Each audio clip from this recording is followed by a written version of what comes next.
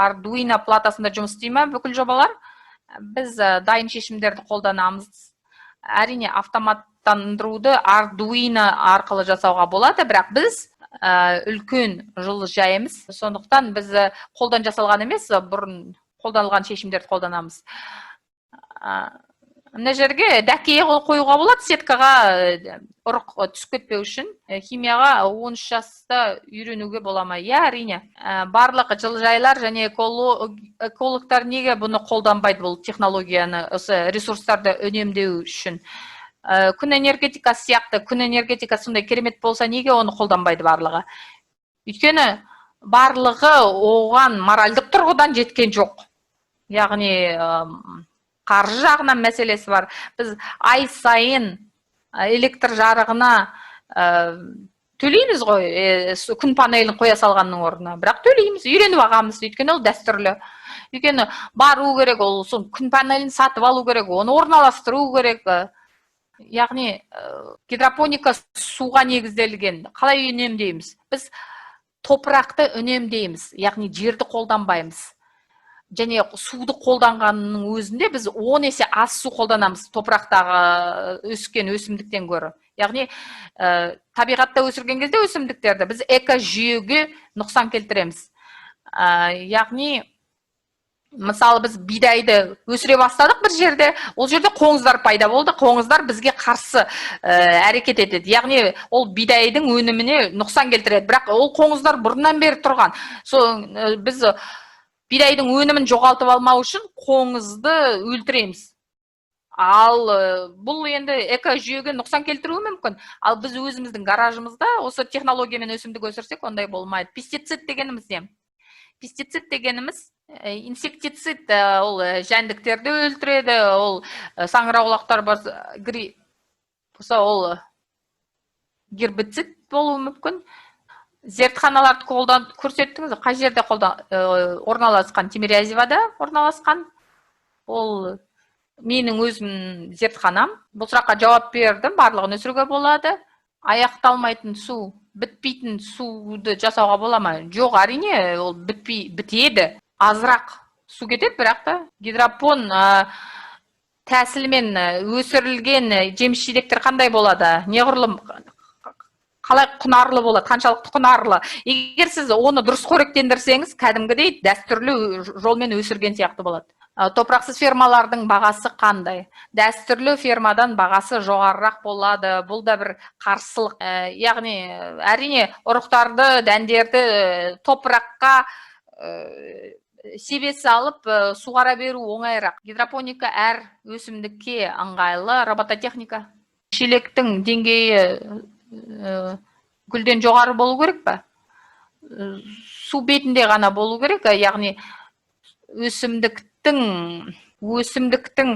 тамыры түгелмен суда болма керек, суға тиіп тұру керек. Бұл жерде гидропоника сөзін YouTube-та кіргізсеңіз, өте көп нәтижені шығаруға болады. Содан кейін жарнама жасауға бола ма білмеймін, кешірім сұрайын.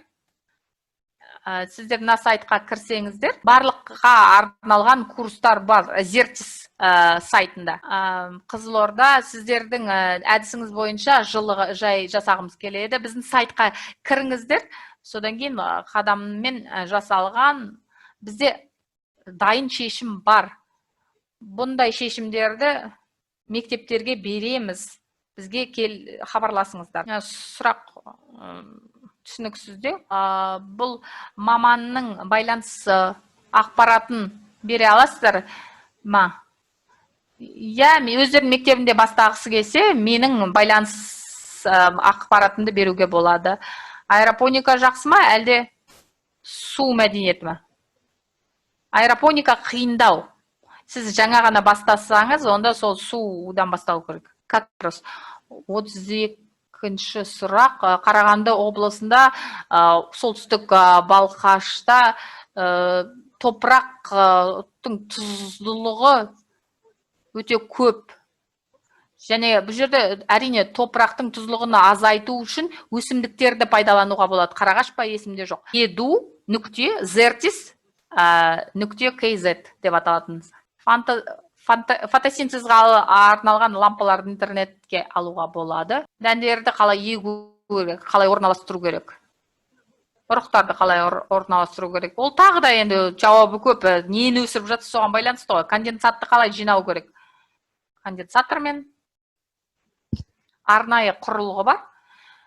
Егер осы жылыжайдағы конденсат туралы айтсаңыз, гидропоникада су қайталап келген кезде ол кір болады емес пе?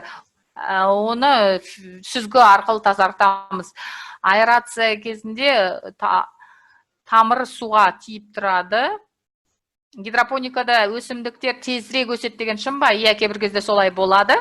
Егер жақсы жағдай жасасаңыз, ол тезірек өсіреді. Барлығын өсіруге болады. Цитрусты да өсіруге болады. Арбуз, яғни қарбызды өсіруге болады. Комментарийді жазсаңыздар, комментарийға маған мүмкіндік берсеңіздер, мен сайтымды жазып қояйын. Комментарийда сайтты жазып қояйын. Өйткені көп адамдар соны сұрап жатыр. Жалпы чатқа жазуыңызға болады.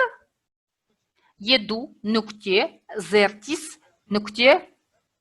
Сайтқа, осы чатқа жазсаңыздар, edu.zertis.kz сайтына кіруге болады, біздің сайт. Бұл жерден қарбызды өсірудің қажеті жоқ. Қандай қоректік заттарды қолданасыздар? Біз қолданатынды қолдана аласыздар. Бұл енді жарнама үшін маған ештеңе төлемейді. Мұнаны Алматыда, Астанада, Қарағандыда қолдануға болады. ГХЕ бар, сонымен қатар. Әртүрлі мүмкіндіктер бар. Сонымен қатар интернетте әртүрлі рецепттер бар. Осы қоректік заттарды қалай жасауға болады? Мен бұл сұраққа жауап бердім ғой. Макроэлементтер бар, микроэлементтер бар. Макроэлементтер азот, фосфор, калий, микроэлемент молибден, ванадий, темір, тағы басқалар. Осы заттар керек өсімдік өсіруге. Үйде жасауға бола ма? Иә, әрине. Фермаларды компьютер арқылы басқарамыз. Талдарды, ағаштарды өсіру үшін бұл жерде енді топырақ қажет, өйткені жылдар бойы өседі, көп уақыт, көп кеңістікті қолдану қажет етеді. Спирулинаны мен өзім ішемін, бірақ та өсірмеймін. Барлық өсімдіктерді өсіруге болады, иә. Қазақстанның солтүстігіндегі ол жерде дәнді дақылдарды өсіру онша тиімді емес, өйткені өте көп қажет. Бұл коммерциялық тұрғыдан онша пайдалы болмайды. Бірақ техникалық тұрғыдан бұны жасауға болады, әрине. Дәнді дақылдар гидропоникада өсе алады, бірақ та топырақта өсіргеннен қымбатқа түсіп кетеді бұл бағасы. Өсімдіктерді суғаруға пайдаланатын су әртүрлі ме? Әртүрлі су, әртүрлі өсімдіктерге. Сіз барлығына бірдей мөлшердегі су бересіздер ғой, бірақ әр өсімдік керегінше алады, керек емесін қайтарып береді. Бұл жерде енді әрине қоректік заттарды өсімдігіңізге байланысты ерекшелеуге болады. Базиликке арналған деп бүйтіп өзгертуге болады. Бірақ оны бүлдіргенге де қолдануға болады. Ол өліп қалмайды, бірақ та 100% өнімнің орнына 95% ғана беруі мүмкін.